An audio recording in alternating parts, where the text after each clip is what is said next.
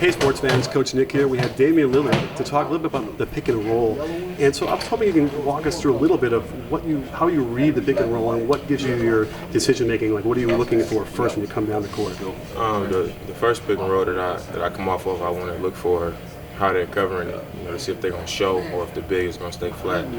And regardless, the first time I'm going to come off hard just to see how they're guarding it. And once I see how they're guarding it, if I see that they're showing the next time I come off, I'll try to drag that big man out to try to create an open jumper for our forward man, who is usually Marcus.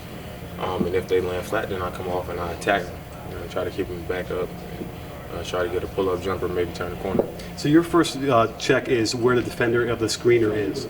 The first thing I'm checking for is how they defending it. If the big is jumping out or if the big is just staying back flat, so I have an idea of how I need to attack it. Next, I want to know about shooting. We talked a little bit about on our channel some fundamentals like the turn, where maybe you don't have 10 toes straight to the rim. They'll turn a little bit to get your elbow in. Are you aware of that?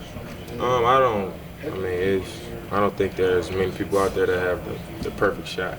10 toes to the rim, elbows lined up to the rim, because I know I don't, man. A lot of times my right foot is in front of my left foot. My body's kind of turned, and I think it's just locking in on the rim, finishing your shot. Now, are you a hop or a 1-2 guy? Both. It's a pull-up jumper, and it's usually like a 1-2. If the defense is closing the space on me, then I got to get it off quick, then it'll just be a hop. Usually when I come off pin downs and stuff like that, it's usually a hop.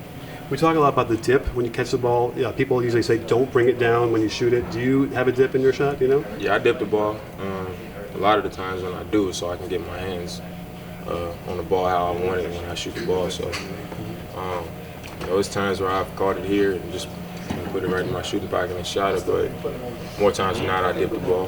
And then lastly, we have a thing we call the sway, where you let your feet flow forward, almost like you're jumping forward, but it's your feet that go. You do that a little bit. Are you aware of that? No, it's just, that's just how it happens. I don't try to do it or anything like that. That's just what my feet happen to do when I shoot the ball. Well, thanks so much, and good luck tonight.